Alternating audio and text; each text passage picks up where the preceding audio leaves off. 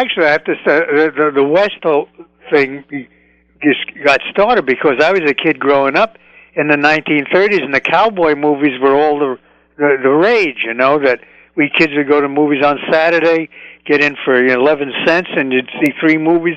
One was always a cowboy movie, and nobody black was ever in there. Nobody.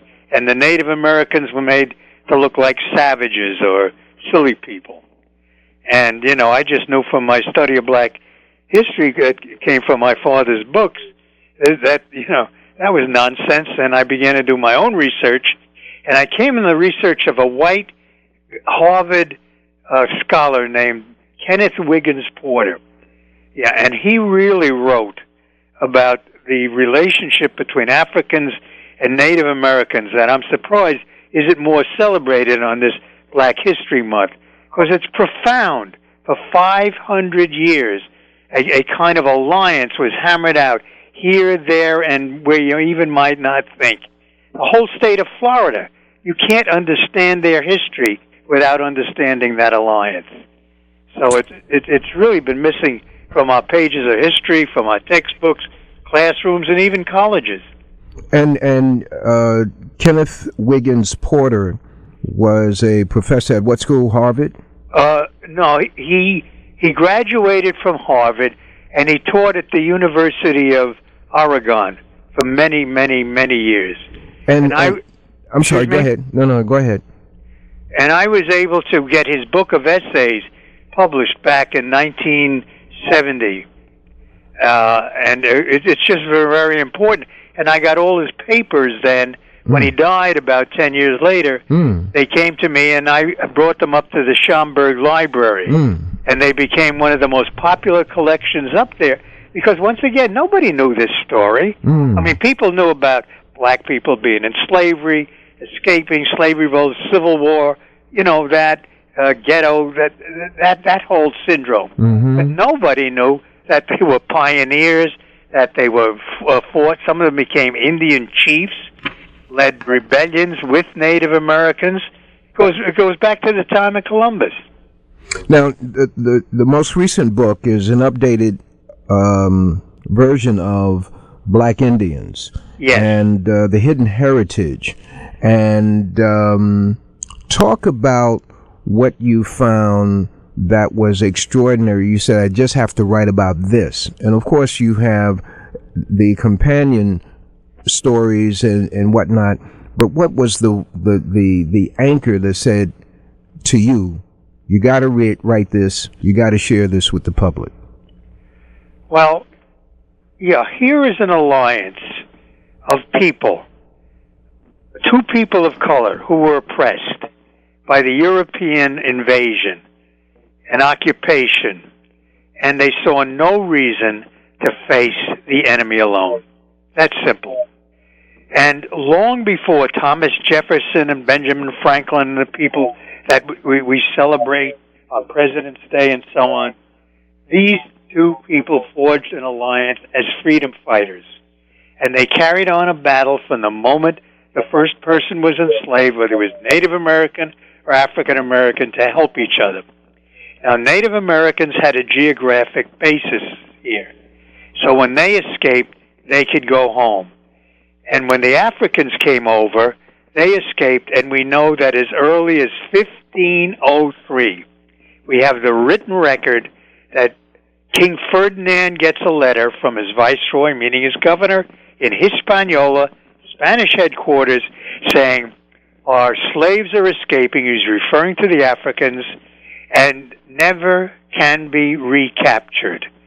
Now, if they never can be recaptured, they're clearly being taken in by the Indians. Right. And Governor Ovando says that. The Indians are taking him, they're taking care of them, and so the Africans then bring to the Native Americans a fighting spirit. They bring a greater knowledge of the Europeans because they've been through the triangular trade, and they've been enslaved very recently. They remind the Native Americans they've been enslaved, and on that basis, these 2 people get together. And My Black Indians was written in response to this freedom-fighting struggle that starts way back in the time of Columbus, appears nowhere in our books, even though if you look at, important freedom fighting, the Republic of Palmares in Brazil started around 1600, continued for almost 100 years to 1695. I mean, that's how many decades and decades before the Declaration of Independence. Another 75 years or more. So here's a story that needs to be told. And, I'm a white guy. I'm an American historian. To me, it has to be told as part of American history. When I'm in high school and maybe in college, there was the War of 1812. Andrew Jackson is involved in that. There's the Seminole Indian Wars. Yes. You read this and you see that these people are they're individuals that interrupt the expansion of America, and that's how it reads, and that's how you take it into your mind as a student in school. Talk about the resiliency and the alliance of the Seminoles versus what Jackson was doing, and what was the essence of that in term of that war, the war against the Seminoles in Florida. Well, Leroy, you've raised a really crucial point in that the Seminole Alliance in Florida of Africans and Native Americans was in the largest single alliance in the what is now the boundaries of the United States of America. And it started before Florida became part of the United States. The United States, even before there was a United States, they were sending slave patrollers down to recapture as runaway slaves, bring them back to Georgia and the Carolinas and so on. And Jackson, actually, who was a slaveholder, later becomes president of the United States based on his slave hunting skills and his fighting Indians. The Indians called him Long Knife. They knew what they were saying. Jackson is the person who leads the effort to invade Florida, which he orders in 1816. He starts carrying it out himself in 1817, 1818, and he leads the United States in. Presidents Madison and Monroe are involved. He gives them plausible deniability. We should know that phrase today. It means when the president gets to do something and yet can deny he does it because it's done in a certain way, so it looks like his subordinates do it. Or you can ask Governor Christie how that goes. Anyway, he goes down and he invades Florida, and in 1819, Florida becomes part of the United States. Why?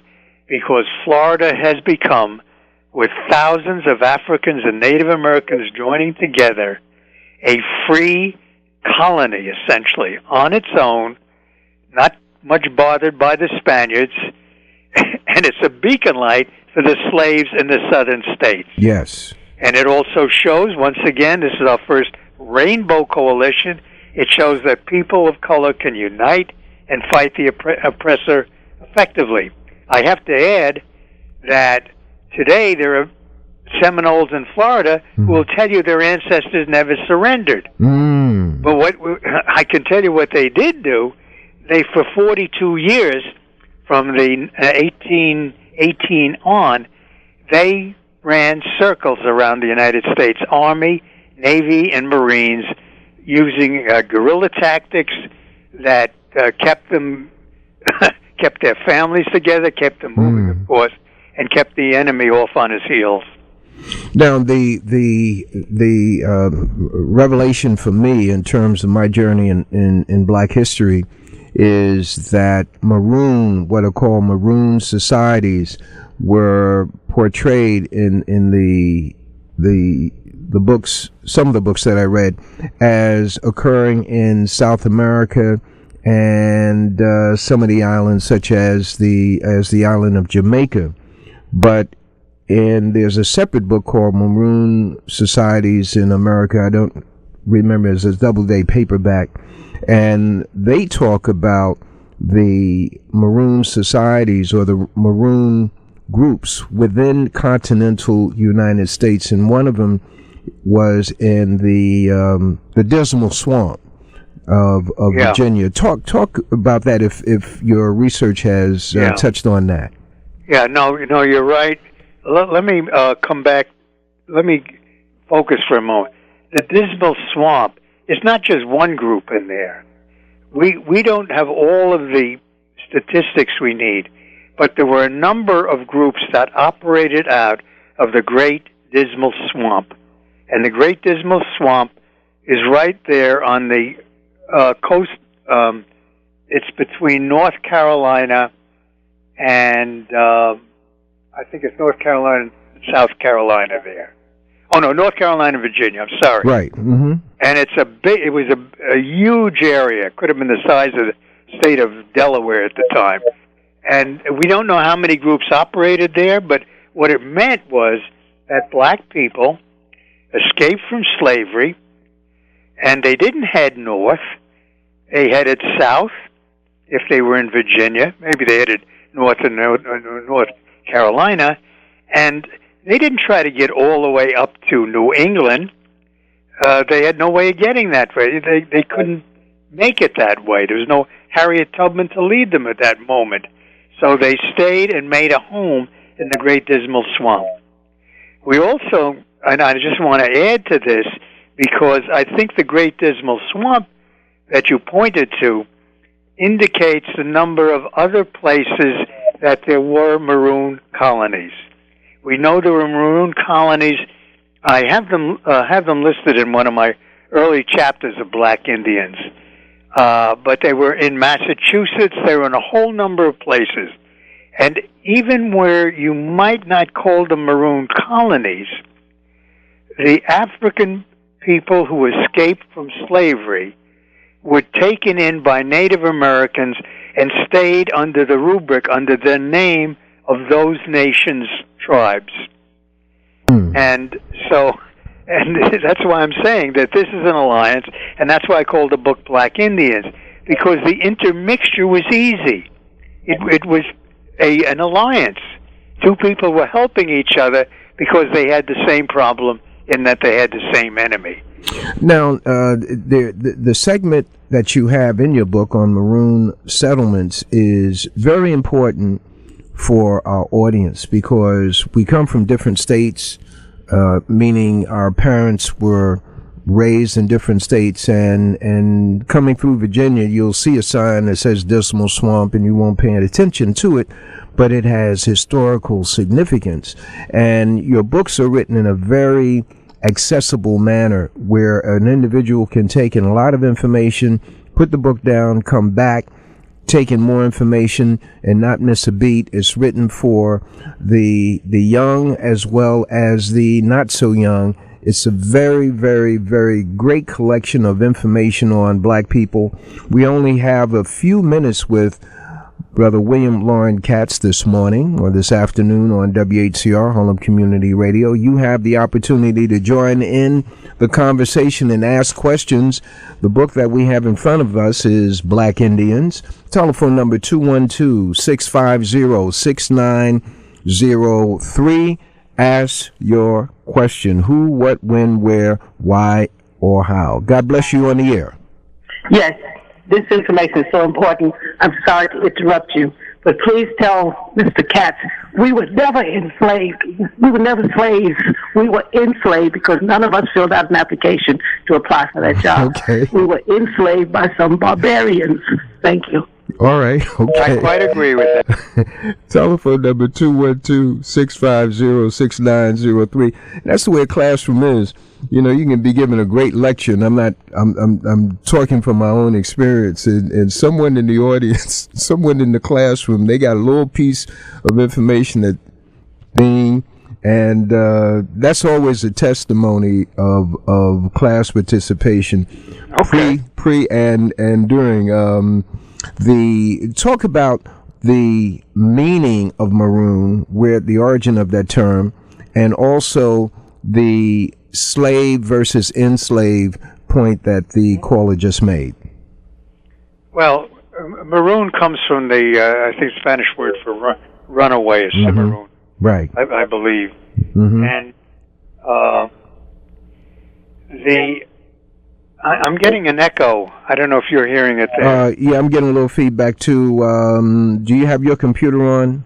Yes, I do. Okay, and I'll turn it off. And that may be it. The station is WHCR Harlem Community Radio. Our guest online is William Loren Katz. He's the author of many, many books. If you go into your bookstore, your library, ask for a book by William Loren Katz, sit down, read it, and you will take it out. Or if you're in a bookstore, you will buy it and or some of his other books. Hold on before you answer my question. Let's go to the audience. God bless you on the air. Yes.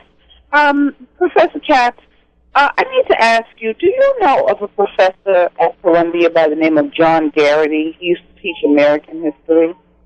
No, I do not. Okay. That's all I wanted to know. Okay. Thank you so much. And you're at Teachers College, and actually, I'm at New York University. I was at Teachers College for a number of years.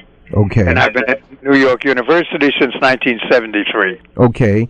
So maroon coming from Spanish and Portuguese, meaning runaway, escaped, and it came to identify groups of Jamaicans up in the hills who made the British had to make a treaty with them, and they still are in that area of Jamaica called. When you go down there and you ask where the Maroons are, they say, "Oh, they up so and so and so and so." Oh, they're still around. Yeah, they're definitely still around. Oh, yeah, and not just in Jamaica. You know, they're all throughout South America. Mm-hmm. And we had colonies out in California. I have pictures of them in the New Black Indians. Mm-hmm. You know. Yes. They've been all around. The concept of slave and enslaved. There are folks, unlike the caller, who would say, "Well, what's the difference?" No, that's an important difference. Go quickly to that. I'm glad the caller brought it up because too many of us slip into using the shorthand of saying slave, and it indicates that that's what somebody is. It's a condition that people were put into when they were captured by other people. In this case, by the Europeans, taken from their homeland, kidnapped, thrown in the holds of ships, brought to a foreign land, and sold into slavery. And that started with around the time of Christopher Columbus. Mm-hmm. Okay. And as a matter of fact, when Columbus came here, the first people he enslaved were Native Americans, and he shipped them back. On October 13th, 1492, he wrote in his diary, "I took some of the natives by force." So it's important to know the first people enslaved here were not Africans but Native Americans, and then when Native Americans died from disease and so on, they started importing Africans in enormous numbers. Hold on, William. Hold on. God bless you on the air. Oh, good day. Good day to you, my brother. Professor William Katz. Yes. Please, how you doing, brother? Good. Great. Can you please clarify something for us audience of the original indigenous folks over here? They call them Indians. Are they the Twa people, or that featured more or less like the African features in the complexion, or are they those that's depicted in the Cowboys Indian days of looking pink and long stringy hair stuff? Can you please clarify that, because many of us feel as though we have no stakes in this country, yet and still, 10, 20,000 years ago, there was people around in this country that resemble us, and we have great contributions and entanglement and ties with those of the South Americans. Can you please clarify that, the original indigenous folks over here? All right. Thank you for your call. Great. First I'd like to answer it by saying we're all descended, all of us, from people of Africa, because that has been the cradle of civilization and the birth of people. and my friend Dr. Ivan Van Sertima has left us a legacy of his research that shows the important contribution that Africans made to America long before Columbus arrived here. Mm-hmm. So, I mean, this is all known and established at this point. Matter of fact, I'm very pleased that Dr. Van Sertima, before he died, managed to use some of my pictures and research in his books to buttress his arguments. So there's a long history of these two people working together. Okay, going right back to the calls. God bless you on the air. Oh, yes, good day. Mr. Katz said...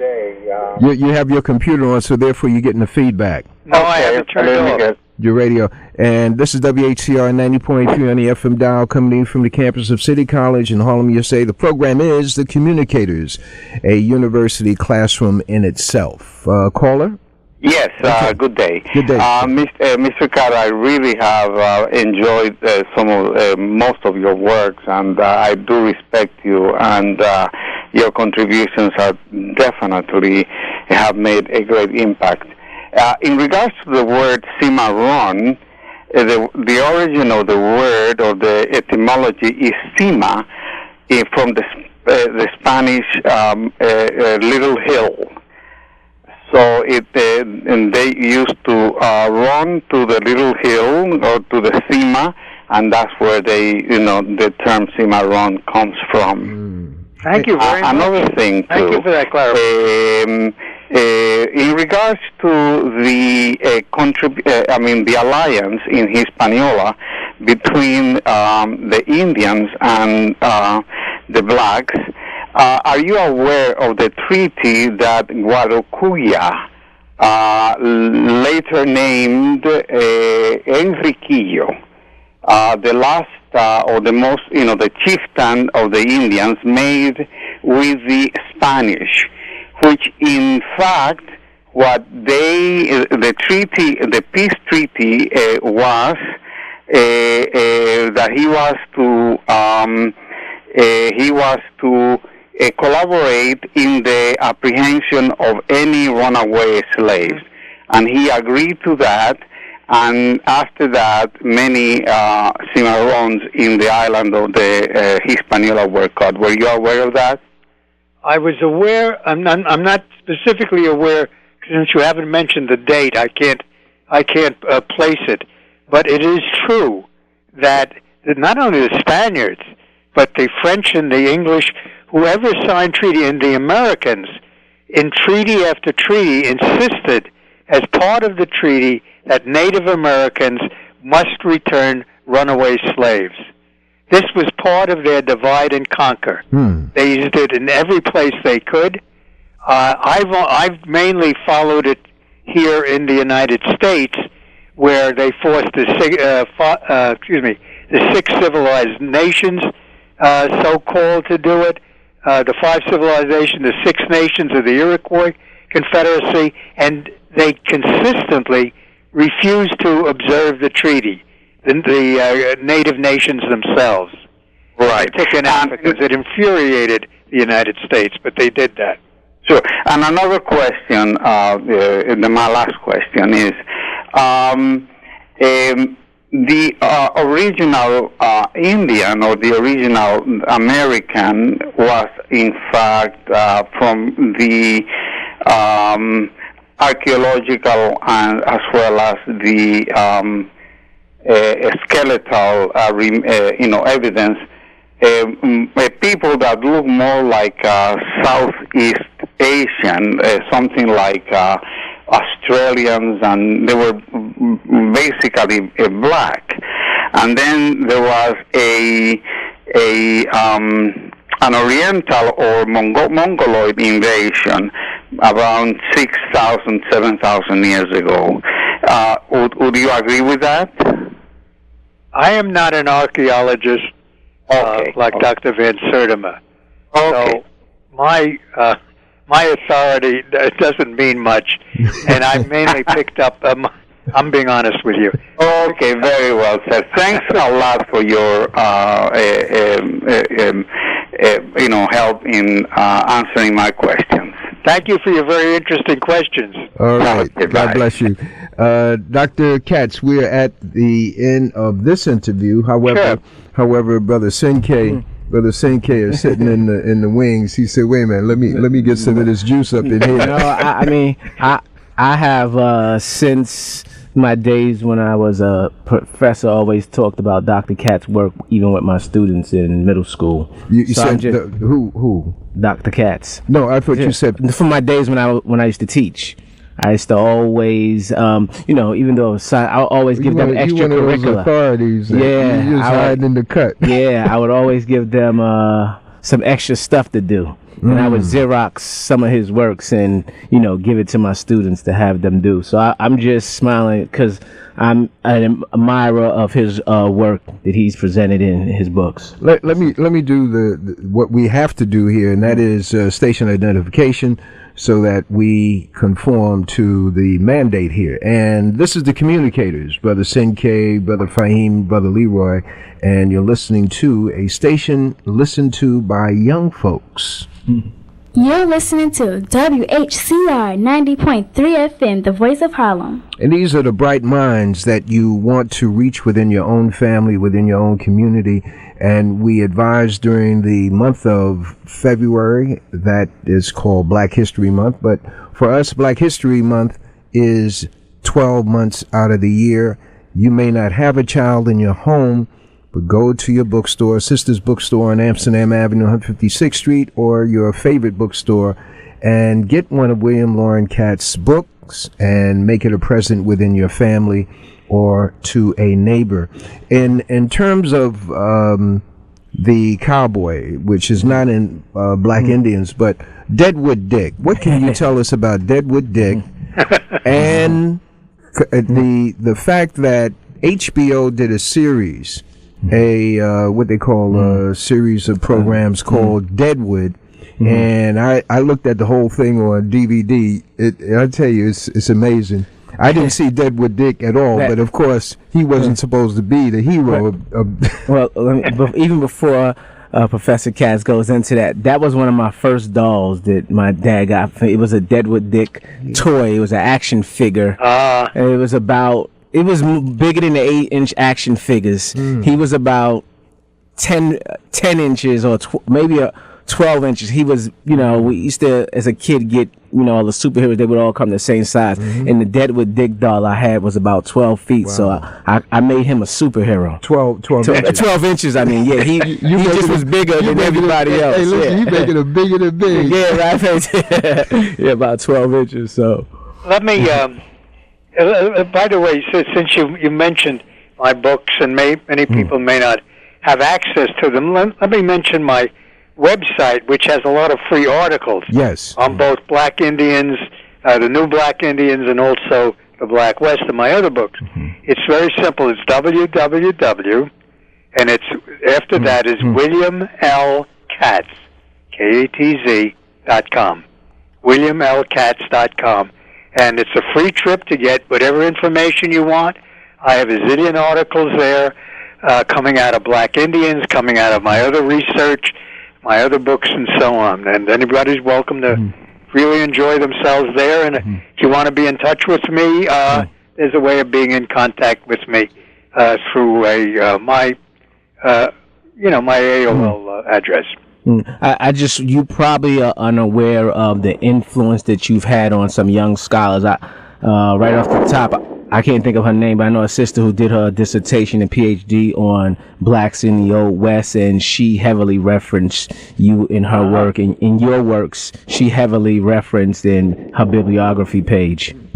Paula, you're on the air with William Loren Katz. Hi, everybody. Dr. Katz. Yes. I have a book, and the name of it is Cole by J. Jason Grant. It's a Holloway House book. I think it's out of print. But it's about a group of black slaves who ran away from slavery down into Mexico. What was spelled the title? Yes. C-O-A-L. That's his name. C-O-A-L.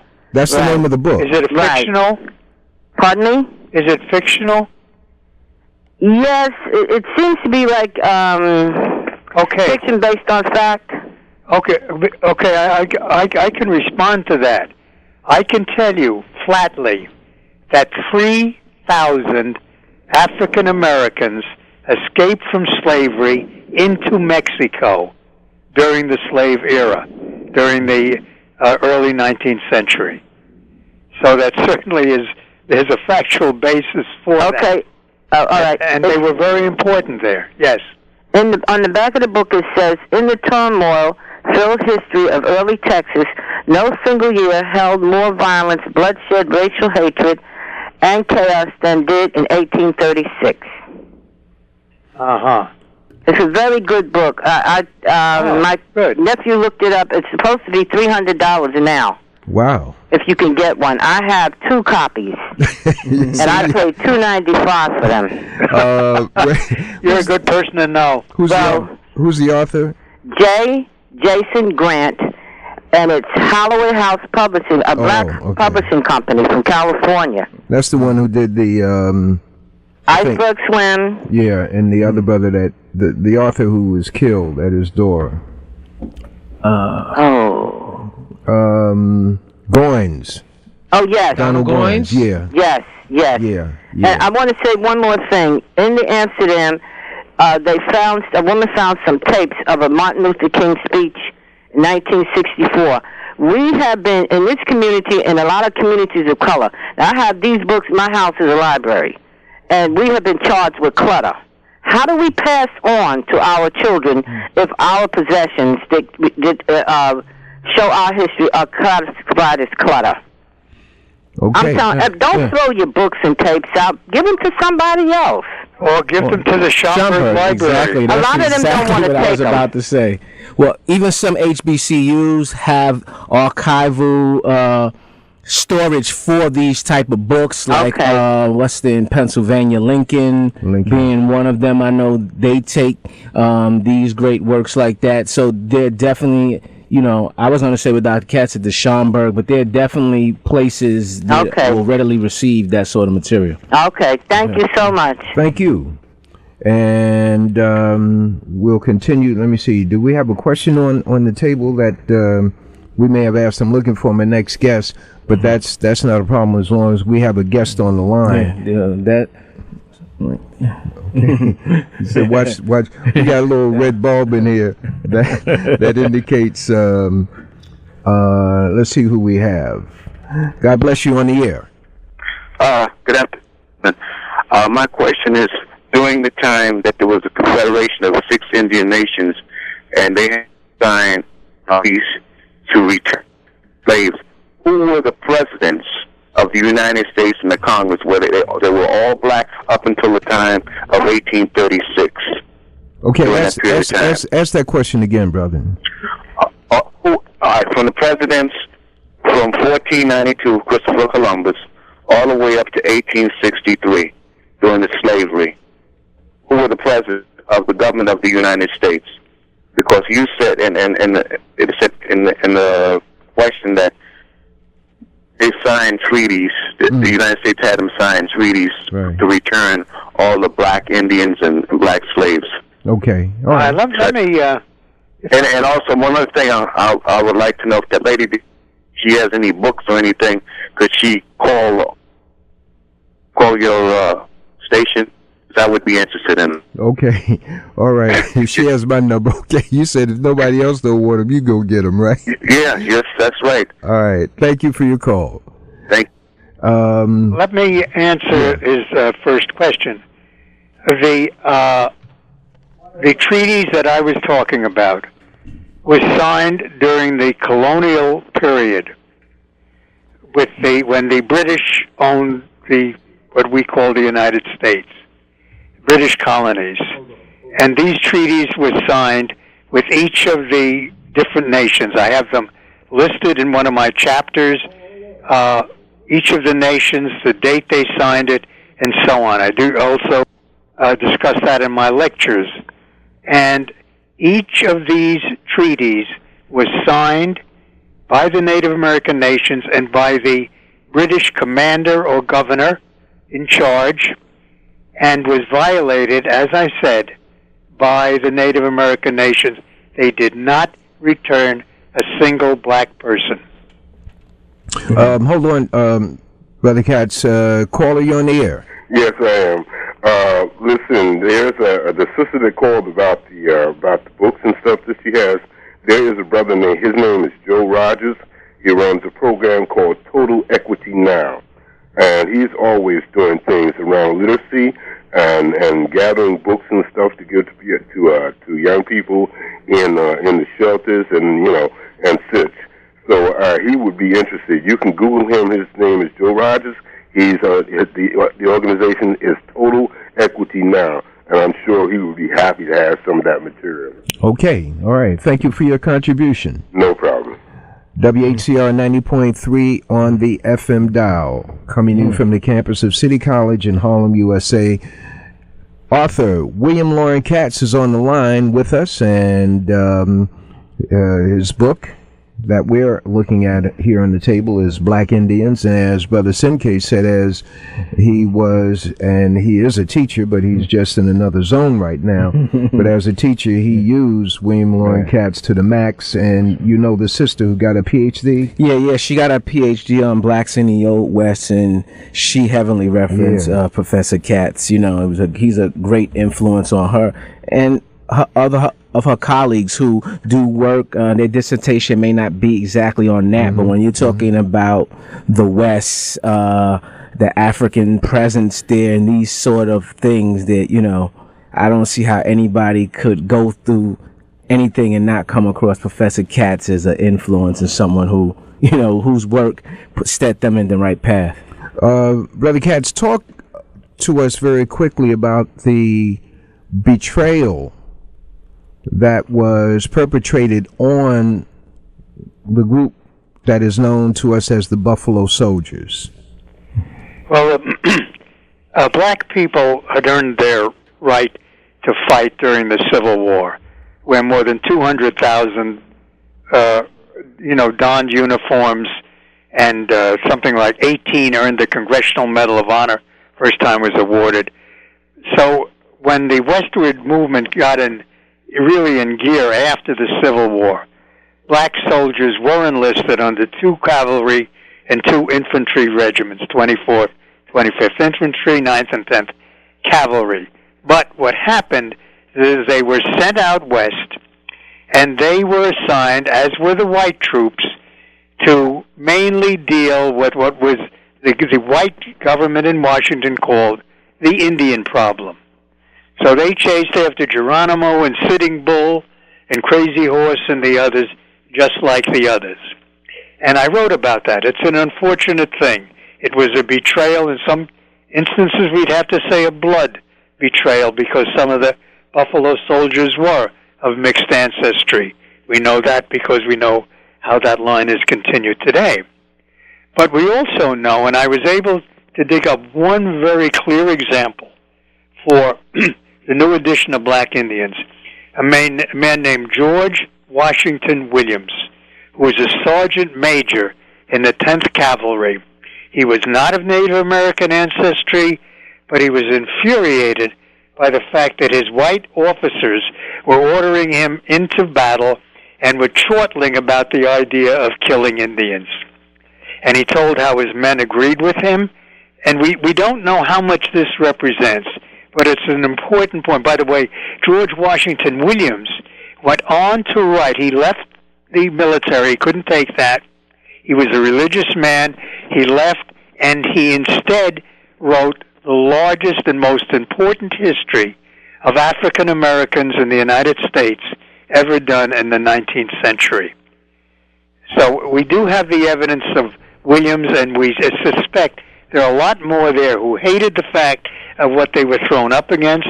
We also know, and as I have evidence in Black Indians, a number of the Buffalo Soldiers did desert.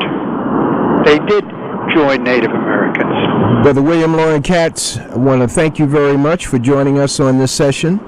And the website, ladies and gentlemen, is www.williamlkatz.com. And If you didn't get that real quick, our next guest is lined up for us. You can always make contact with me at 347-928-6441.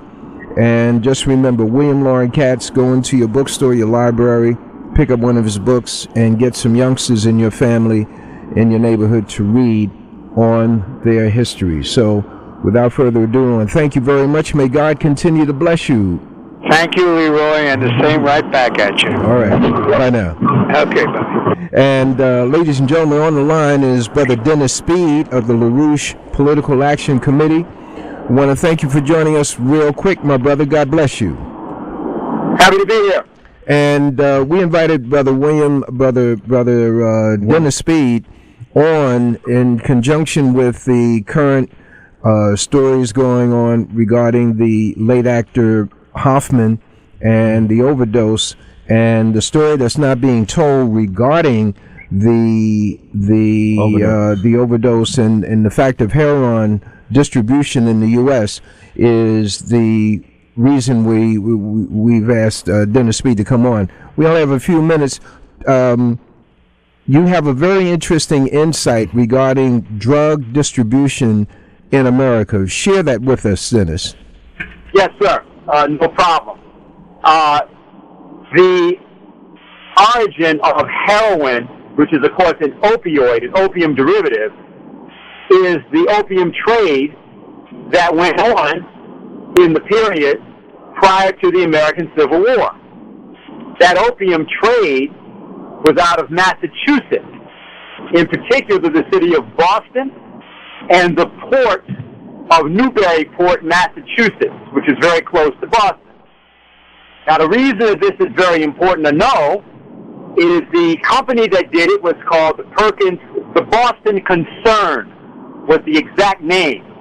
It was the Thomas Perkins family that carried this out. And people will know the name Perkins from the famous book by John Perkins, Confessions of an Economic Hitman. John Perkins, who comes from the poor side of the Perkins family, is a descendant of the original opium traders of that time. That's only part of the story. Newburyport, Massachusetts was the origin point for the organization of the Ku Klux Klan. You were told it happened down at the Maxwell House Hotel, down in Nashville, and told about the role of Nathan Bedford Forrest and all that, because that's colorful, and that's a nice thing for people to be told. But the truth of the matter is that the organizer of the Klan, together with Nathan Bedford Forrest, was a man named Albert Pike. Albert Pike, who was from originally Boston and then Newburyport, was the judicial officer of the KKK, the Ku Klux Klan. The Klan was organized as a Masonic or Freemasonic spin-off organization. We're talking here about the Scottish Rite Freemasons. We're not talking about, for example, the Prince Hall Masons, who did a lot of the financing of black education in places like New England, for example, during the period of the 18th century and 19th century and even up to recently. So that's where the opium trade, which was the opium trade first against China, came from. We have to remember this was all legal until 1912. It was legal to basically sell opium until 1912. And then what happened was the old network went underground. But the relevance is that it was the same people that organized the Klan were the people who were financed through the opium trade, ran out of that part of New England, and it was that financing in turn was done by Barings Bank, B-A-R-I-N-G-S, from London. You can look up Albert Pike on the web. They won't tell you a whole lot about that, but that's irrelevant. The purpose of the opium trade was depopulation against the Chinese, against black people, and now against the general American population. It's related to a simple thing that's going on. You've seen it with the health care. You see it now with the proliferation of prescription drugs as well as as opioids, which is what we see with heroin and so on. And you see it with the forced taking of drugs by young people in the school system, whether it's Ritalin or whatever, this, that, the other, and that whole system. And so we are not being protected either by Barack Obama or by anybody else, nor will we be. It's not about drugs at all. It's about population reduction. And the same networks that organized the Klan then are the people that are running this process now. This is okay. This, when you look at who's doing this now, and I'm just using that phraseology, you're looking at where does eugenics fit into this and define eugenics? Is the eugenics the umbrella, or is it a portion of the picture? Now, here's the thing that people got to do, because you won't believe this. Got to go on the internet. You look up the Spectator magazine. You put in the name Julian Huxley, G-I-A-N, Julian Huxley, and then you put in, if you want, and I won't use the N-word, but use the N-word camp meeting. And this is an article. Julian Huxley was the founder of the United Nations Educational, Scientific, and Cultural Organization. He was a co-founder of the World Wildlife Fund. He is often talked about as being the leading supporter and defender of Darwinism after his father, Thomas Huxley, and also his brother, who was Aldous Huxley. He's famous because he wrote this novel, Brave New World. Here's why I'm telling you, got to get this article. You must look at this. Wait. What? The article is the nigger what? 1924 nigger camp meetings. What it says is it's about the natural inferiority of black people. And it talks about how you only have to go to a nigger camp meeting to see the shouting, the screaming, and the obvious mental differences between black people and white people. And he says they are permanent. There's nothing you can do about it. And I'm citing him. I'm talking about him because these were the people that advocated not only racial inferiority and stood by it, but they created the United Nations Educational, Social, Cultural Organization. And it's through this network, the British networks, financial networks, were the ones that used the drug trade originally in China for depopulation and control, and then they were the people that after 1912 not only continued it but expanded it in Southeast Asia. The reason the Huxleys are so important is because the Huxleys are the link between eugenics, which is called, that's the science of good breeding.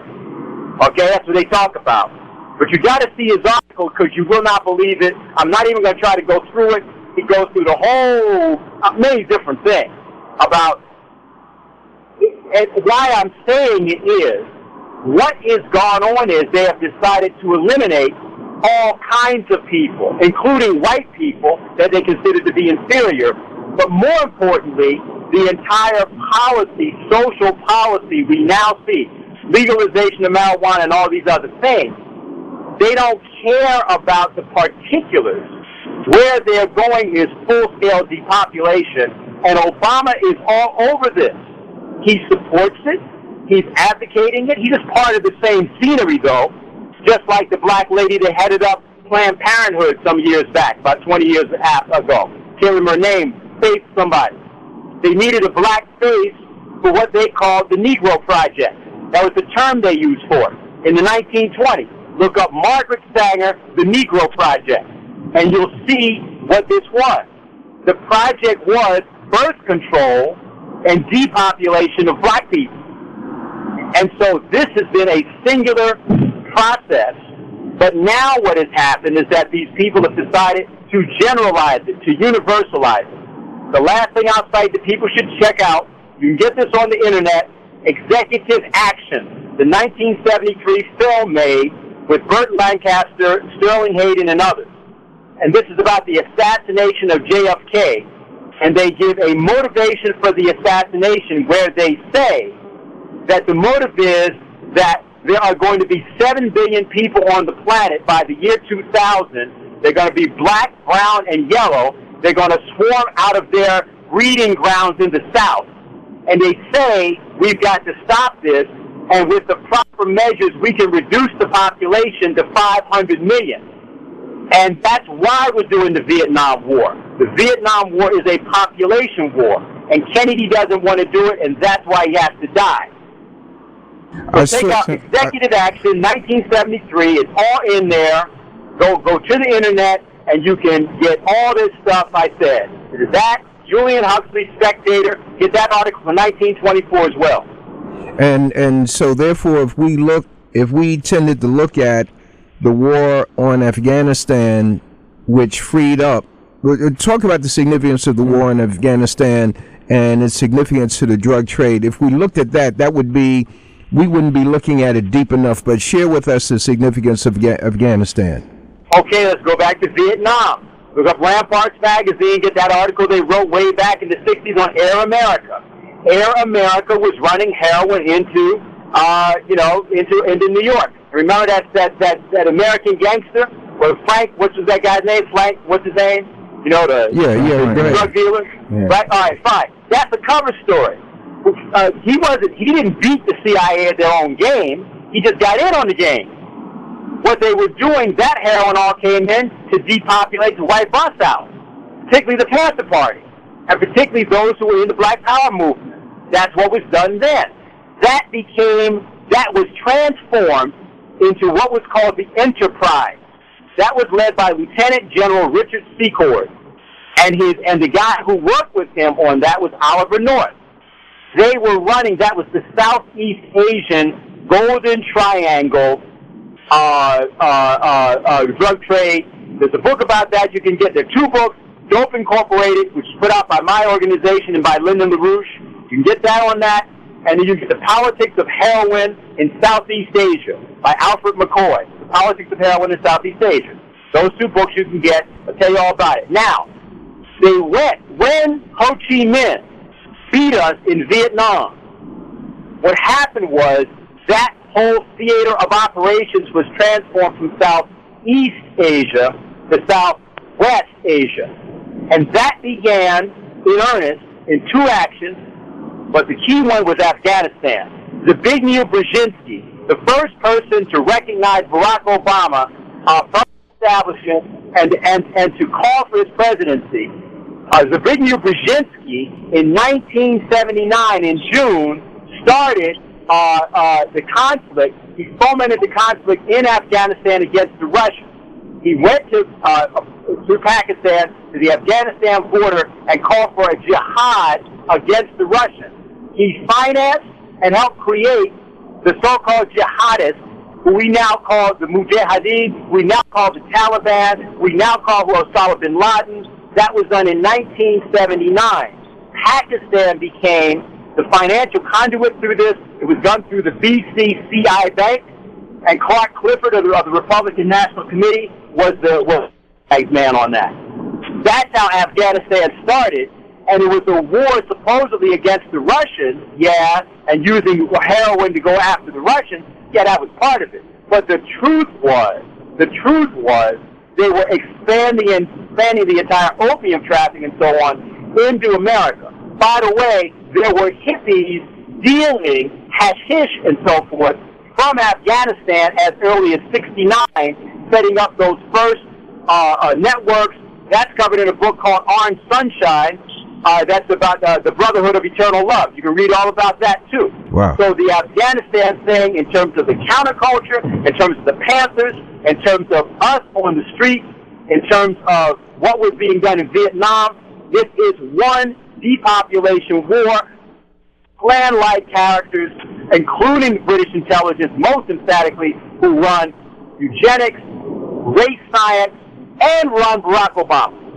And Brother Dennis, I'm always telling you, I'm always telling you, as soon as you mention Barack Obama, for 89.7% of our audience, they tune out the other stuff. But that's I ain't correcting you. I'm just letting them know that they need to do their research. I don't know all the books that you've gone into. I've got to do that research myself, go into Julian Huxley, etc. But it is indeed fascinating. We asked you the question as it relates to the drug trade. You gave us the route, and it's up to us to go to it. How do people connect with you, brother? Hey, man. what I say is, anybody that wants to hear what I got to say about Barack Obama, let's set it up for the corner of 125th Street and, Malcolm X. That's good for me. Well, that's how you can connect with me. So you can go to therootstag.com, or you can go Dennis H. Speed, Dennis Hannibal Speed at yahoo.com. Okay. All right, my brother. God bless you and your family. Thank you for joining us today on The Communicators. All right. Okay, I'll see you. And ladies and gentlemen, we're moving right along. We just have one guest right after another, and they're not guessing at anything. They're hitting hard and heavy, but we have to do this so that the young children in the audience can know exactly that there are others like them who are listening to. You're listening to WHCR 90.3 FM, the voice of Harlem. Coming up in a couple of weeks is a major event here on the campus of City College, Harlem, USA, in the NAC building, in the ballroom. There are those of you who religiously listen to WHCR and you want to find out where we emanate from, well, you're going to have the opportunity in a couple of weeks.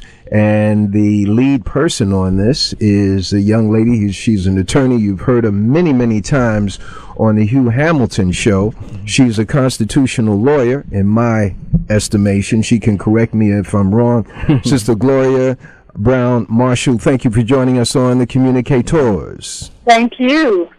My sister, the event that's coming up is let me see now. All right, we're moving so fast here that I didn't have a chance to play it just before you came on, but it's a free law forum, and share with us the necessity of a law forum, and which is going to be broadcast live here on WHCR. Share with us the necessity of it. Why do we have to have a law forum on the issue of Dred Scott, the case of Trayvon Martin? These are things that's way above our average heads. Well, actually, it's on everybody's head. On February 20th, Thursday, February 20th, from 6 to 8, on City College campus, as you pointed out, in that ballroom, we are going to be at the core of law in the lives of the black community, asking the question, what is the law to black America? From Dred Scott to Trayvon Martin, what is the law to black America? And we've got some great guest panelists, and this is 2 hours. So this is not just about, my leaking roof and who do I sue. This is about the core of what does the law mean to us? What is its responsibility? What is our responsibility to it? So on February 20th, 6 o'clock to 8 o'clock, and then this is an historic Black History program because not only do we have a live audience and seats are limited, so people really need to get on this, but also it's going to be broadcast on the air. People will be able to send in their questions by email. They will have all that set up at the time that we're doing it. But the thing that we need to know is, what is the law? Where are we? The Constitution is there. What does it mean to the black community? Given the fact from the 1800s with Dred Scott all the way up to Trayvon Martin, why should we obey the law? We're going to have legal experts like Michael Warren. We're going to have NAACP Second Vice Chair and Attorney Michelle Sweeting. We're going to have Betty Dobson from Simultap. We're going to have law enforcement from Newark, New Jersey. This is going to be the place to be, and on the air, if you can't make it in the room, you need to be listening and tell all your friends to listen to. Okay, so we have questions, Brother Cinque, myself. Plus, he's on Twitter and Instagram. He's picking up information. He's picking up information down to run by you, sister. But the just throwing things at you. Quote: black people in America, born in America, the descendants of the enslaved people, are supposed to be bona fide Americans. How can this be so, where this group of individuals need amendments to the Constitution to be considered on an equal or maybe on the same level as Caucasian Americans? What's the necessity of an amendment for black people when we're supposed to be Americans anyway? Well, what happened, we know we go back to Jamestown Colony in 1619. That Africans were introduced into the Jamestown Colony in 1619. That was before the Mayflower landed in 1620. We were here before the Mayflower. Mm-hmm. But in 1857, and people don't want, when they hear 1860, they're like, oh, what's it got to do with me? What it has to do with you is that in 1857, in the Dred Scott case, the U.S. Supreme Court said that people of African descent in America were not citizens, we were not full people, and we had no rights that need to be respected. So it took the Civil War and the 13th, 14th, and 15th Amendments to undo what the Dred Scott decision did to black people. That's why we had to have amendments, because the three branches of government are co-equal, meaning that the Supreme Court is equal to the President, is equal to Congress, and when it ruled we had no rights, a white man need respect, that meant it was the law of the land from 1857 until it was changed in 1868. Okay, so that the Supreme Court Justice Taney, Judge Taney, he made his decision. Dred Scott was petitioning to be free because he was in a free territory, and they came and got him, and he took it to court. Almost. One more thing. Go ahead. Dred Scott was in a slave territory. He was taken to a free territory. Back then, there were other legal cases where people, once they were in that free territory who had been enslaved, they became free. Dred Scott went back to the slave territory with this master, his owner, as you know, we were chatting property. He went back there, and when he got back there, that person died who had treated him and his family well. Harriet Scott was his wife. Mm-hmm. And so, because women couldn't own property, Dred Scott and Harriet Scott became of the brother of the wife, and he was crazy. And he started beating them, beating the two children, everything. And Dred Scott was like, wait a minute, I'll buy my freedom. He wouldn't take the money. So Dred Scott said, I'll sue. And he sued. He won at trial. The brother appealed. It went all the way to the Supreme Court, and that's when the Supreme Court said, even though you went to that free territory and you came back, you never lost your bondage. They changed the law as it was before. It was like you could be free if you were in a free territory. Then they said, no. We're going to say there is no such thing as ever being free going into a free territory. Once you're in bondage, you're always in bondage until your master lets you go or you die. That's it. And you have no rights in court. You shouldn't even be in court. So it's like your life property. A chair can't sue. So how are you in court? So it's like he had no rights. He just had privileges that could be taken away at any time. You know, it's so funny. I mean, this is Senke, and all the times I've read about Dred Scott, I have never heard anyone break it down like that. And the way you just presented that makes me look at that totally different now. Because I'm in the mindset that, you know, even when understanding Dred Scott decision, still thinking, just like you said, free territories and slave territories, a la the movie 12 Years a Slave and things like that. But in essence, in chattel slavery, that is exactly what the Supreme Court is saying. You should not have even been able to bring this case. You're like a cow or something. I mean, how can you bring a case? Because, you know, there's really no such thing as, technically, because it's the law of the land, as a free territory. Yeah, and see, the other thing is, these slave owners were always fearful that all they had to do was persons escape and get in that free territory, and they've lost their property. They've lost their ownership, and they've lost whatever that person was going to produce for the rest of their life for free. See, that was a whole lifestyle. I was reading a book the other day where this one woman said part of her job as an enslaved African in the house was to watch them eat. Now, she never got any that good food. She had to watch them eat. She stood behind the slave mistress's back while she ate and would pass the salt for her if she wanted salt or pepper on her food. These people could not even reach over and get the salt and pepper. She had somebody especially there to reach over, get the salt and pepper, and shake it on the food till the woman said stop. I'm glad that you brought that up. Not that this is a major thing, but this is major in terms of the stereotype of black people in America that we don't want to work. and this is what's perpetrated by the so-called Republicans and some Democrats right now, that we don't want to work, that blacks want a dole and whatnot. And we were brought over here, and your story reinforces the fact that they didn't want to work, and they do not want to work today. And you know what? Here's the other thing.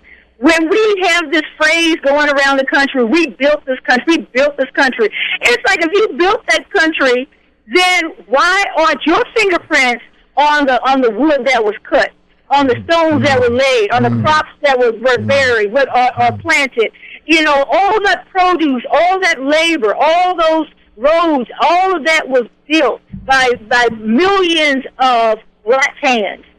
And so the problem is, if you built your own country, we wouldn't be over here in the first place, and we wouldn't be having the problems we're having right now. And to have worked for generation to generation for free, from sunrise until sunset, and then be told later on you're lazy, then that is really a despicable thing. But what I say in my book, Race, Law, and American Society, 1607 to present, and that's available on Amazon, Race, Law, and American Society, 1607 to present. And the reason why I say I raised it, because the first chapter is a chapter in which racism had to be discovered in order to rectify the conflicts that people are going to use somebody and abuse them, and they had to figure out why it was all right. Give the title of was created. The title of your book again. Oh, I'm sorry. Race, Law, and American Society, 1607 to present. And if they look on Amazon under my name, Gloria Brown Marshall, it should pop up. But it's Race, Law, and American Society, 1607 to present. And the reason why the panel that we're doing, February 20th, mark your calendar, February 20th, 6 o'clock to 8 o'clock. And you join us, right? Oh, yeah. Yeah, you know, because I want to make sure you're joining us. Okay, but here's the thing. It has to be placed in historical context. Just like you said, we can't look at what's happening today in a vacuum. This didn't start happening 20 years ago. It didn't start with the Civil Rights Movement. If we didn't have slavery, we wouldn't have needed a Civil Rights Movement. We've got to go all the way back, and we've got to make sure we understand what is going on here. And it's one of the reasons why I am a proponent of Slavery Remembrance Day. And I want you to know, on this show is the first time I've put it out there, that I am going to push nationally for a Slavery Remembrance Day. Because we've got to know and understand what we contributed to this country and what we had to go through to be where we are right now. And maybe if we had a better sense of our courage during that time, we wouldn't have so many people who are, you know, cowards today. Or I shouldn't call them cowards, they're just afraid. Wow. You know? Same thing. Well, I'm trying to be nice. No, the situation is so desperate. And I'm not saying that as a pessimist. Our situation is extremely desperate. You're right. In terms of the school systems in America. And Sam Anderson of Black Educators, he just sent an email around of a document, not his source, but a document, I don't have it in front of me, talking about the reading levels of black 8th graders throughout the U.S., and nowhere did I see, I'm going from remembrance, was it above 15%. The reading level of not black graduates, but black students at the 8th grade level. Our children are in the process of menticide, imposed on us by people who smile, who pat us on the back and give us a piece of chicken and a buttered biscuit, and we just take it and go ahead. Our parents do not know how to navigate. They do not know how to disbelieve the people in front of us who are telling us lies about our babies. Now, the civil rights or the human rights movement in America, my experience is this. Black people are just looking for a break. Black people are just looking to live well, to get a job and to work decently, etc. But there are people who did not see that as a right for black people. So therefore, my assessment, therefore, as we come past the era of human rights called the civil rights era, and we get into the 80s and the 90s, the group in America known as Republicans, but aided and abetted by Democrats, sought to push back the gains of black people in America. And under Bush Jr., at least, I don't know about the older guy, but it doesn't matter. Under Bush Jr., they began to place replace attorneys. You have to give me the terminology of those guys. Out of the Justice Department, who were non-political with political appointees, and also in the EEOC. The EEOC is rife with reactionary individuals and black people who bring discrimination cases. They are not going anywhere because they're individuals who are in these positions, placed in these positions, and not contested by the blacks who we look at as leaders, have not contested, and the President Obama has not removed those appointees from the Justice Department who are set there to reverse and to stonewall the advances of black people. So there you are. You're a professor of law. You're pulling together this panel, but at the same time, we're talking about a situation, but they are advancing on us to push back and to enslave us. This guy Roberts, he just made a decision. He was hiding in the cut. He passed on a decision a few months ago, maybe a year ago. People say, "Oh, Roberts is a nice guy," but he laid in the cut and he signed off on some law or decision. You know what I'm talking about? That reverses either the Voting Rights Act, or et cetera. Shelby County. Yeah. So here, what I'm saying is that black people just want freedom, but here you have an aggressive move against us. We're petitioning in God's name. Hey, come on, give us a fair break. But we're dealing with demon-minded individuals who do not want to see.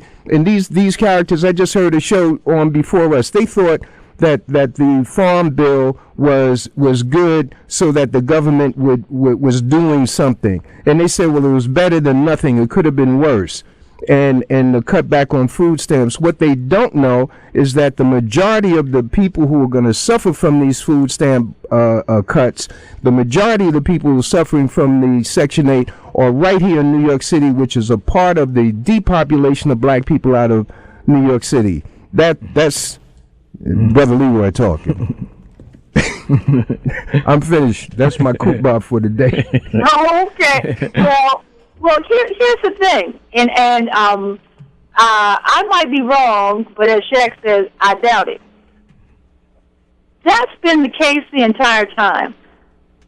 The first couple, African couple in the 1600s, Mary and Anthony Johnson, maybe kinfolk, Mary and Anthony Johnson. People look it up. That was the first African couple. They were married in the 1600s. They had land. They had servants.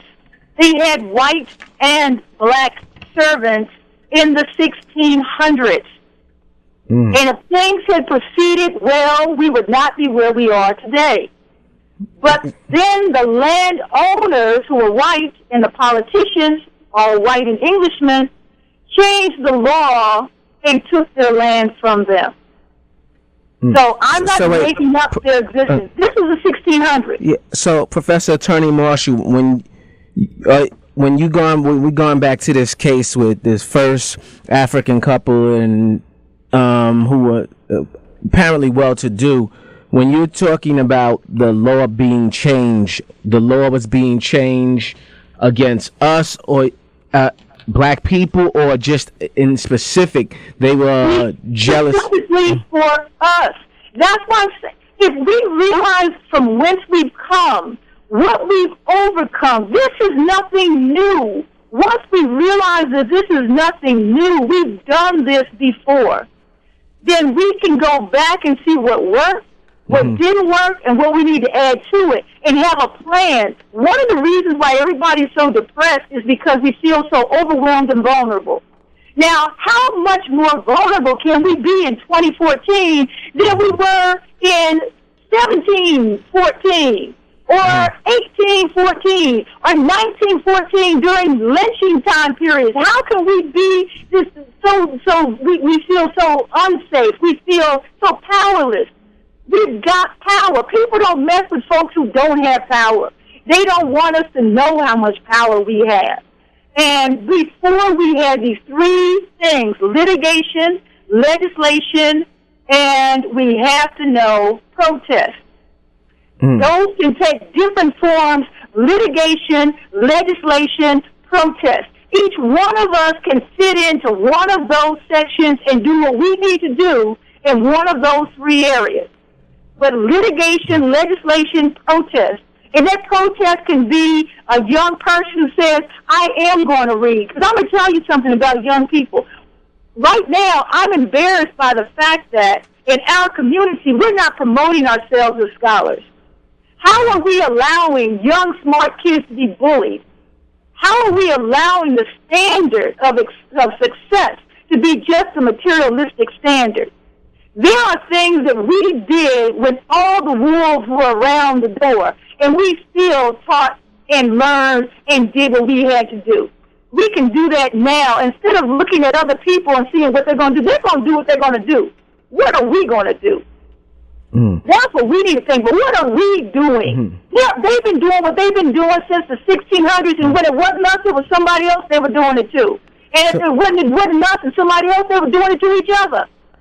So, Professor Attorney Marshall, so what do we do if forces in America change the law, when we make advancements then?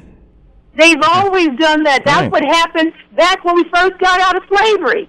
And then they had the laws change, the Supreme Court changed, Reconstruction moved the federal troops out of the South and left us vulnerable to lynching. All that happened, and we've been through so much more than this. And if we understand that we've done this already, we defeated a superpower in its own territory. No one's ever done that before.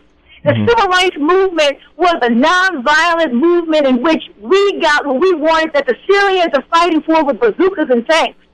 We did it at a strategy, and we understood litigation, legislation, protest. We understood the tools of how to get what we wanted. And now we're walking around like we don't know. We invented what the conservatives are using against us right now.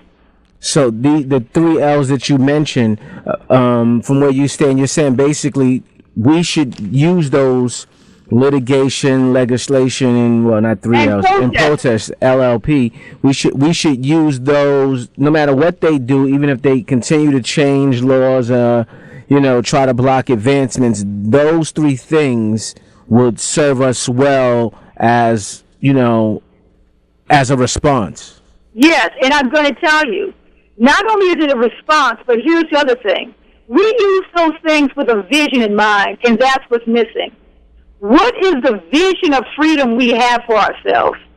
Because law is a tool that can be used to help us advance to that freedom, to that vision, to make it happen, but we have to have the vision. And what is that vision? What kind of freedom, what kind of lives do we want our babies to have when they're as old as we are? And until we have a vision we can fight for, then we end up fighting among ourselves, tripping over each other, being scared in the corner, and not using the tools that we've been able to use when we were in shackles. We use tools better than we're using them today. Attorney Brown, when we look at the Trayvon Martin case, there's the murder in itself. But when we look at the case, we see a case. There are those of us, not you, not Cinque, but Leroy and some others, who see the case as having been thrown by the prosecution with the complicity of the judge. I'm in agreement with that too, though. Okay, with the complicity of the judge. Here in New York, you have the Ramali Graham murder, shot in his home. They said he was running in the videotape that came out is that he was way in the house way before the guy breaks the door down, and he's shot in his bathroom. The grand jury finds him culpable, and then they bring up another grand jury, which I never heard of before, as a dumb Negro, and they exonerate this guy. This is what black people are up against. The missing ingredient is not so much litigation, but black people, in conjunction with the litigation, protests, and etc., is black people being united, organized. But litigation, all of this requires people coming together in a room and coming up with a strategy that is litigation, legislation, and protest. There's going to be so much I can say on an open line. Okay. That we can say seriously about what we need to do. If you want a serious answer from me, that needs to be a one-on-one answer. Right. In a closed environment, because we tell everybody everything we do. Right. My statement is not so much. It really ain't no challenge to you, because if anything. Oh no, I've got an answer for you. Because there are some things we can do. Because I will tell you right now, I believe we were too quiet after the Trayvon Martin verdict. I believe we were too quiet during the trial. This whole thing where you have race managers telling us, oh, just be quiet. See, that'll show them how nice we are. We didn't get this far by being nice. Okay? So even those sit-ins that we had in the Woolworth store were acts of major protest that resulted in people going to jail. There were things that happened. So race managers are telling us, oh, y'all just be real quiet, and if you show them how nice and well-mannered we are, they'll give us stuff. There's nothing we have right now because somebody was just being so nice they wanted to give it to you. I want us to understand that there needs to be consequences to things, and I mean, I'm not talking about getting out guns and clubs, but what are the economic consequences? We were supposed to have a boycott in Florida. I know I had a chance to go to Florida. They had a big hotel that was given to me. I did not go. I did not go. So we want to make a difference in what we're doing, but nobody wants to sacrifice. It's like everybody wants to go to heaven, nobody wants to die. And I'm not saying put your life on the line. All I'm saying is if we want something, what is the vision that what we want? What are the things we're using, the tools to get them? And at the end of the day, can we do this in a closed environment and not tell everybody what we're doing? And so that we can make some consequences happen for people to know you do not harm black people like this and just walk away with a smirk on your face. Dr. Gloria Brown, Marshall, is on the line, ladies and gentlemen. And we're taking a couple calls. Caller, oh, wait a minute. I got to do station identification. I'm sorry. This is WHCR 90.3 on the FM dial, coming to you from the campus of City College in Harlem, USA. Caller, you on the line. Thank you for your call. Yeah, thank you for you and your guest. I like to agree with the sister about saying that back in the days when we were physical slaves and they didn't want us to read, black people found a way to read and found out that they had rights, and they took their slave masters to court and won their cases. And also, when during the protest era when Martin Luther King did the boycotts, we shut down 150 bus companies. And we were so happy to ride on the bus. We would have back then had bought those bus companies and then set up our own engineering schools to maintain those buses. We would be in along a better way. I'd like your guest to respond to that. Thank you. All right. Thank you. I'm so glad you mentioned that, and that's what I mean. We did things. We said, this is what we want. This is not what we're going to tolerate. These are meetings we're going to have. We brought the best and the brightest to the table. We had a strategy. We had organization. We did things, and we had goals. What is the goal today? And so to say that people brought lawsuits, and even the escaping, can you imagine a person's arm or leg or ear or branding would happen, or they'd be beaten to death in front of everybody else for escaping and being found and brought back, and yet we did this anyway. We did things to show that, no, you cannot hold us down, you cannot keep me this way, and even if we never left and just sabotaged things on the labor camp called the plantation, but we didn't just sit here, scared and not doing anything. Yeah, there have always been people who have been too frightened to move forward, but there have always been people, too, who stood up. Where are the people who know in their heart that they've been blessed with the talent to organize, blessed with the talent to have a strategy, blessed with the talent to be in the group of litigation, legislation, or protest? They know they were given this gift. This is a Sunday. They know the blessing they have, but they're sitting back. Courage is something in short supply right now. We've got to dig deep and find the courage of our ancestors. Hold on. Attorney Brown. Calling on the air. God bless you. God bless you. Dr. Gloria Brown Marshall, you are a woman after my heart.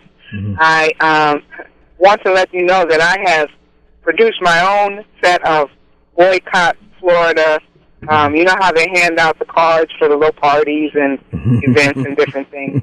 I have my own set that I've been passing out and will continue to pass out. And especially with Trayvon's birthday, would have been his 19th birthday, I think, 2 days ago.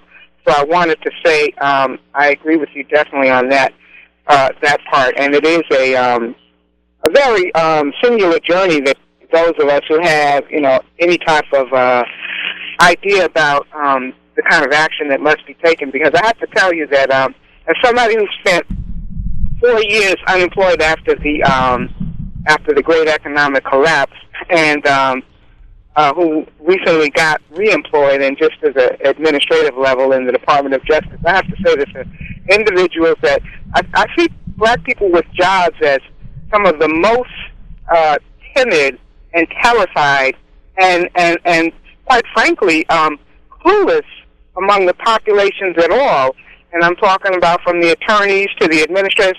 I actually had lunch with some of the other administrative people in my group, and happened to mention, quite as a sidebar, I wasn't soapboxing or anything, but I had been to I was trying to go to a meeting that had to do with Trayvon Martin, and the silence was so deafening that I was like really taken aback. So I'm going to go ahead and let you comment on those, but I definitely had to call in and weigh on that, and I hope to see you on the 20th. I would love to attend your event. Thank you very much. Thank you, caller.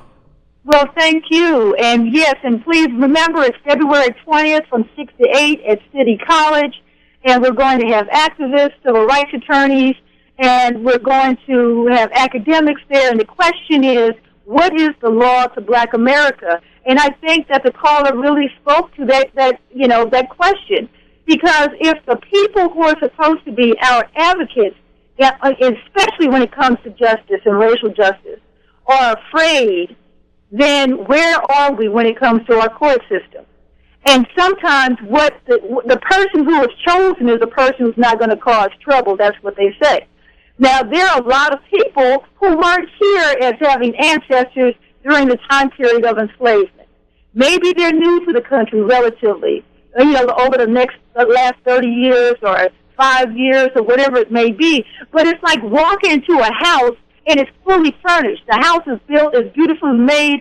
That's what I think of when I think of people from the Caribbean, from Africa and other places who have come to the U.S.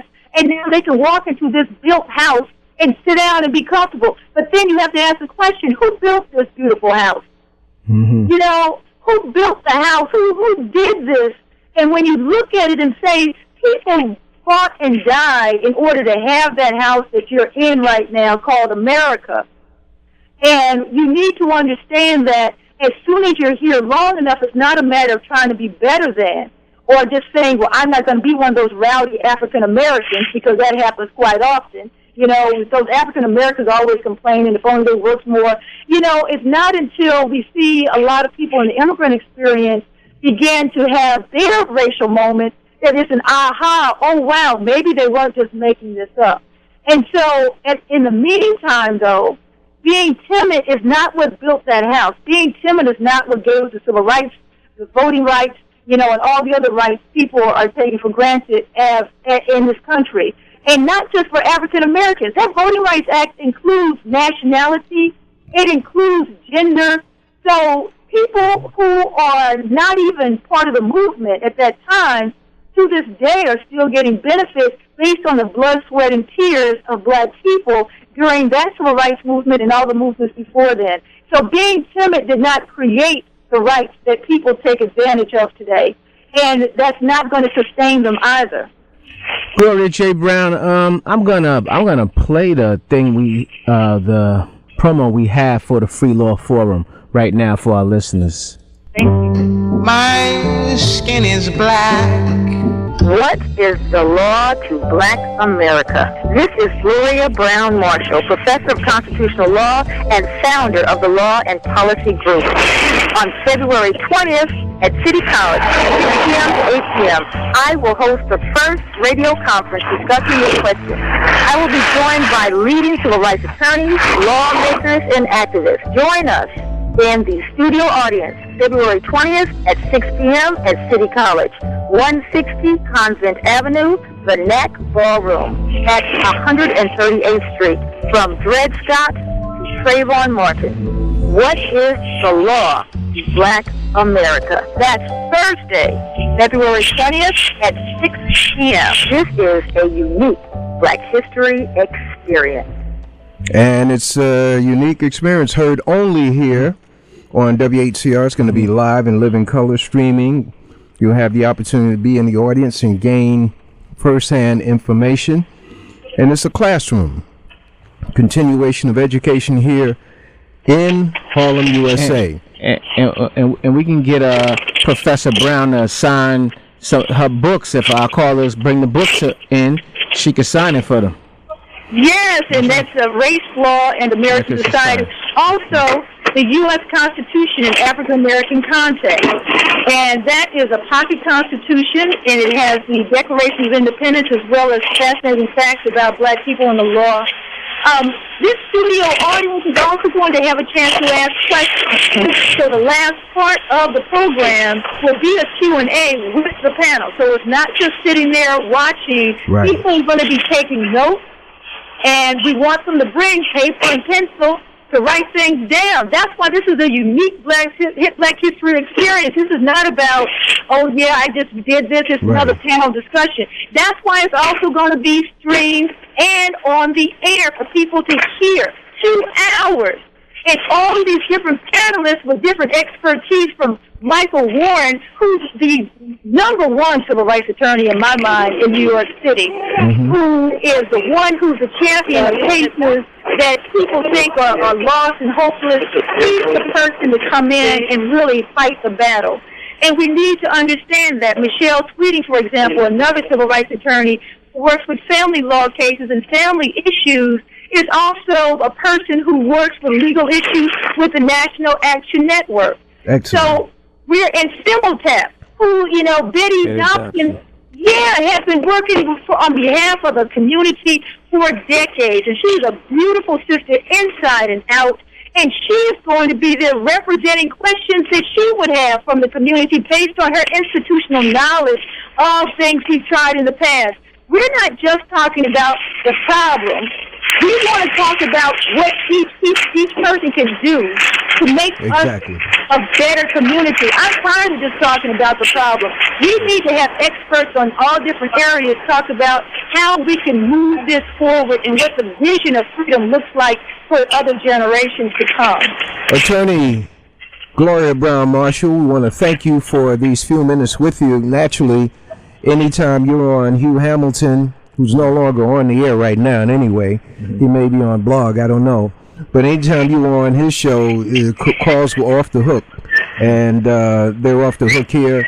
Want to thank you for joining us, and we look forward to an opportunity to interview you again. And hopefully some of the talk shows here on WHCR will pick up a hint and get you on. I give people information, put it in the mailbox. Then I turn on their shows. They ain't got no guests. I say, but hey, anyway, it's freedom, justice, and equality. My sister, God bless you. Thank you very much for your work, and for the caller, want to thank you for your participation here on WHCR.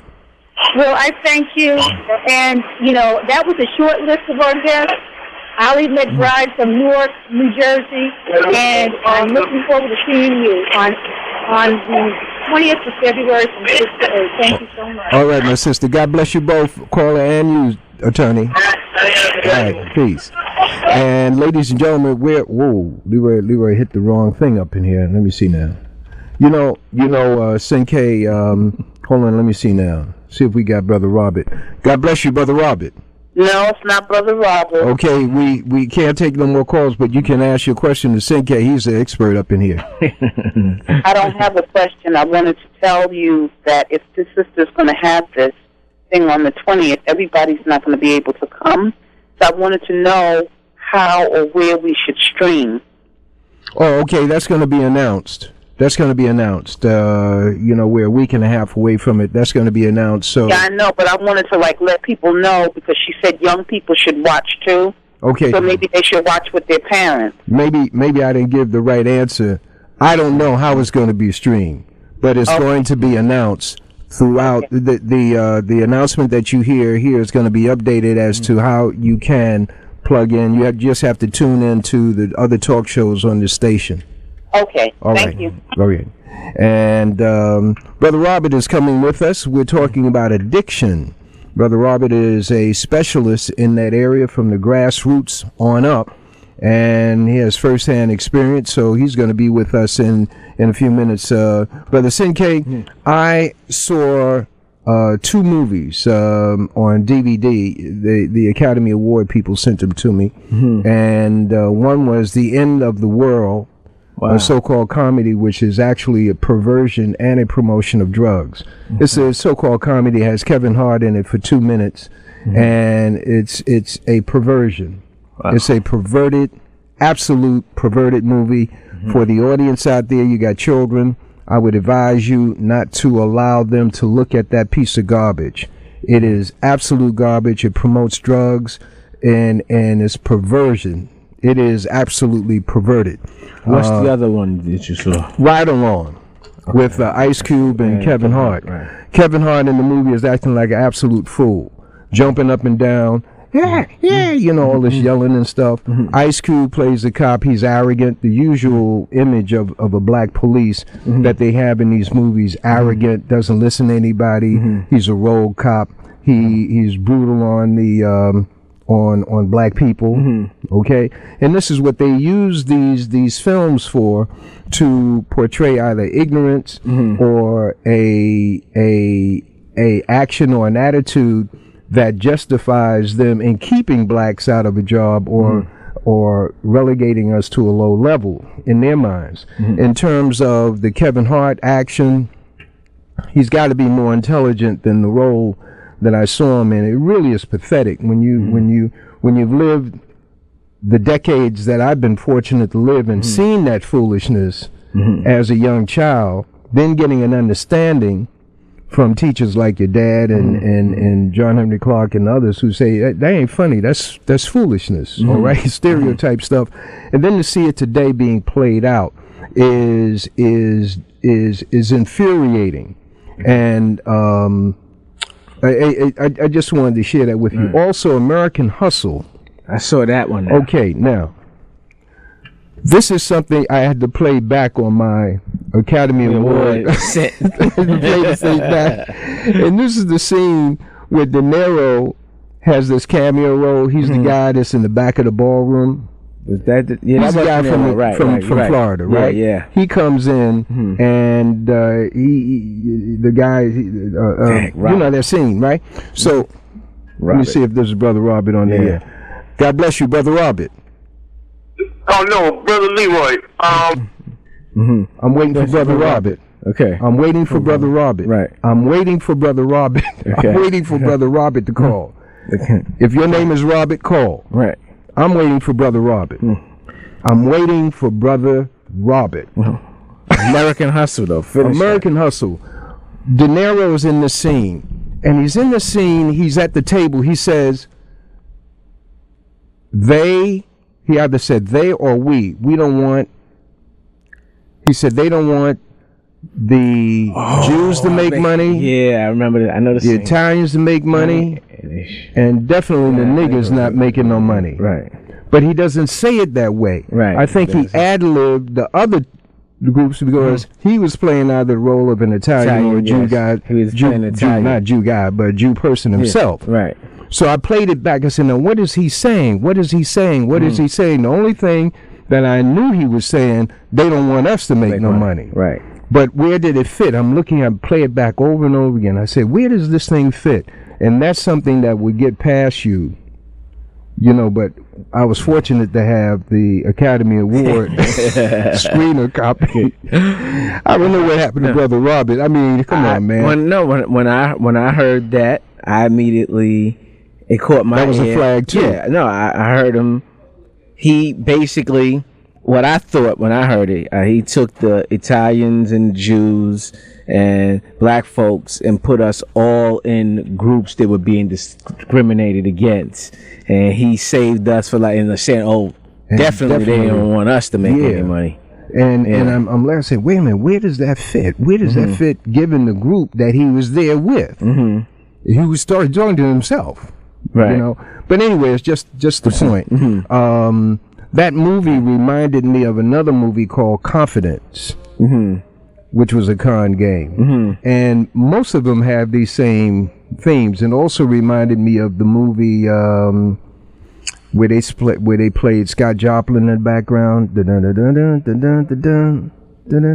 Newman and Robert Redford. They did this big scam. The Heist? No.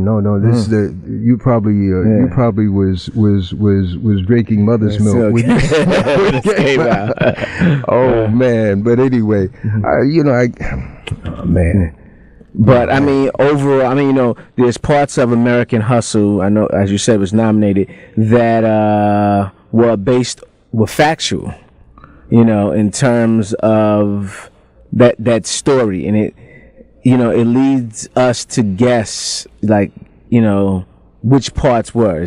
That's why in the beginning is like based on a true story, partially. Yeah. It's a thinking movie, and when you compare it to Ride Along, God bless you in the air. Yeah, I'm not the Brother Robert, but I think you're talking about the Sting.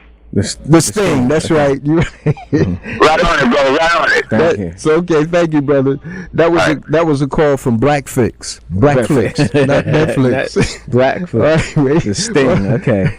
God bless you on the Black Air. That was the Sting, brother Leroy. I'll hang up and listen, brother. I'm gonna tell you, they got movie aficionados listening, boy. Now listen. You know how cold it is out there in the street, right? Right. Yesterday, I'm walking down the street, man, 139th Street, almost at Malcolm X Boulevard. I see a brother with a big down coat, huge down coat, and he got a pitchfork in his hand. I said, shoot.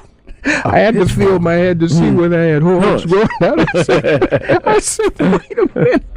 I said, this must be a new way to be chopping up some ice. The man had a pitchfork. And I looked at the thing. I was on the same side of the street the brother was on. I had to get all the way up near the fence where they walk the dog and stuff. I was going to climb the fence, man. I said, this is 7:30 p.m. And the brother's walking down the street with a pitchfork. I said, brother, I'm going to tell the people about you, man. But anyway, I ain't going to tell the people his name. Brother Robert. No, it's not Brother Robert. Brother Robert is late.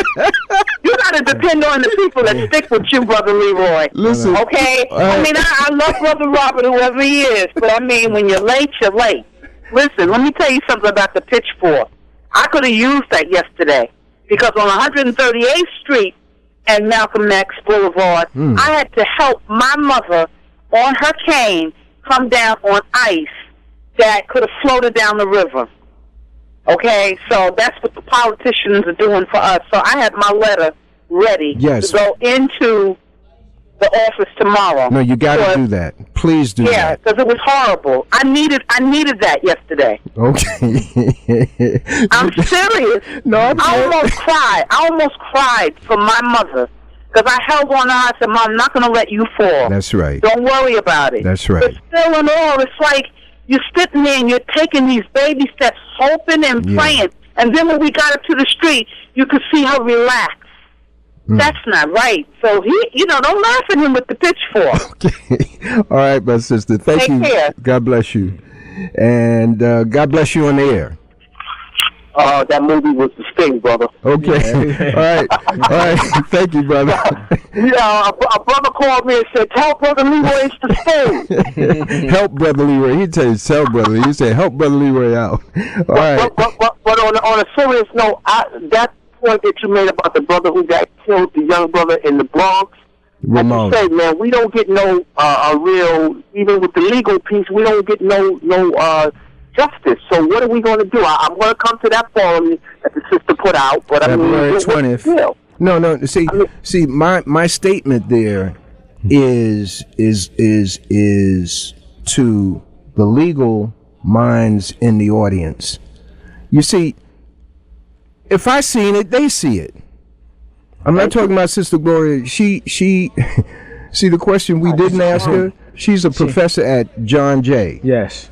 Now John Jay is filled with so-called policemen who are striving to gain, up on their whatever. Yeah, and they come in with that same white supremacy that others have when they're in the bona fide uniform. And therefore, when this black woman is teaching in that class, it is inevitable that they are going to challenge her based on ignorance. So we didn't ask her the kind of question, not the kind of question, Because, Brother Leroy, they changed the venue for the Amadou Diallo case. Well, remember that? They're tricky, like you said. So what are we going to do? I mean, we go through the law thing, we become lawyers, all that, but the system is so corrupt. I mean, what should we do? Should we leave this country and go get our own piece of land? She said, litigate, legislate, and protest. And she wrote, litigate, legislate, and protest. Yeah, I heard all that, brother, but I mean, that don't seem to be working. We need a bona fide boycott, man. Well, come on, man. Well, there's certain things, as she said, she's not going to say over the airways. And I appreciate that. Yeah. That's good strategy. I love that. We go to the next. I just wanted to put that out there that we haven't been getting no justice in these courts, even though we try to play the rules all good, all nice, black people, nice suits on. But we don't get the white man, they change the laws constantly. They do different things, man. Right. Come on. Okay, my brother. Thank you. And God bless you on the air. Yeah, Brother Leroy. I went to John Jay back in the late 70s, early 80s. And one of my professors was Audrey Lloyd. And she taught the cop that actually shot that brother in Queens. Remember Clifford Brown? Clifford Glover. Clifford Glover, right. He was a student in her class, and she said when she found out about it, she was spun, I think she wrote a poem about that. But we're going back to what you were saying about how they go to these colleges with that same attitude. When they deal with a sister in there, they don't have no respect for her. Did she say that? Say it again? Did she say that? Yes. She said that because when I was there. See, a black woman's image in this society is one of a plaything. Right. Is not one of an intelligent human being. Exactly. So therefore, and their fathers in the Caucasian community, their fathers introduced them to sex by way of a black prostitute. Exactly. And therefore, she is always in their mind a plaything, a nothing. Exactly. You see, so when you get the education, this is no reflection on Sister Attorney Brown at all.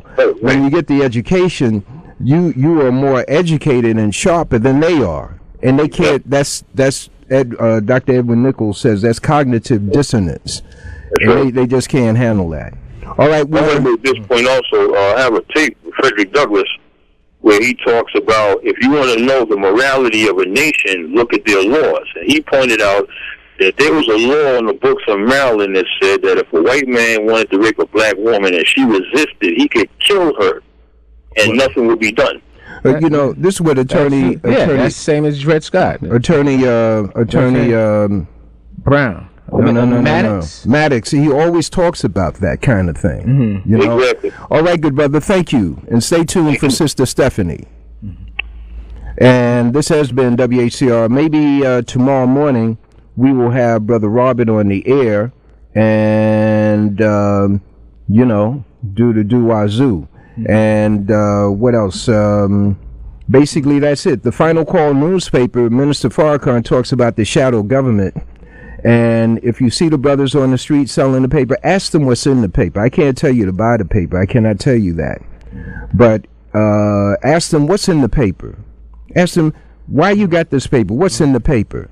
Do not be a automaton and just walk by the brothers. You don't even know what's in the paper, and you hold your nose up in the air. And the more educated the individuals are, and if they wear dreadlocks, they definitely don't buy the paper, because the dreadlocks, see, in each dread, there's some knowledge, some wisdom, and some understanding. So I don't need what you got. So ask them what's in the paper. Yeah, and that also serves to make sure that, you know, that's a good selling point. Let's put it that way. No, ain't no selling point. No, it is a selling. You see people have something all the time and they don't know their product. I was in an engineering meeting the other day. I asked the guy, he's like, I don't have my material. He's like, well, talk about it. He said, I can't. He said, oh, you're just another salesman. You know, just because you don't have your material, you're selling this to all these other companies, you know. All right, so we're out of here. Sister Nellie Bailey tomorrow morning, Respect for Life. And Respect for Life, the Amsterdam News every week has a Black History page. Remember, Jet Magazine used to have a page, and they became Negroid, and they got no Black History page in there. But Herb Boyd writes the Black History page in the Final Call, not Final Call, but in the Amsterdam News each week. And Dr. Gerald Dees is in there. God bless you all. Peace. My skin is black. What is the law to Black America? This is Gloria Brown Marshall, professor of constitutional law and founder of the Law and Policy Group. On February 20th at City College, 6 p.m. to 8 p.m., I will host the first radio conference discussing this question.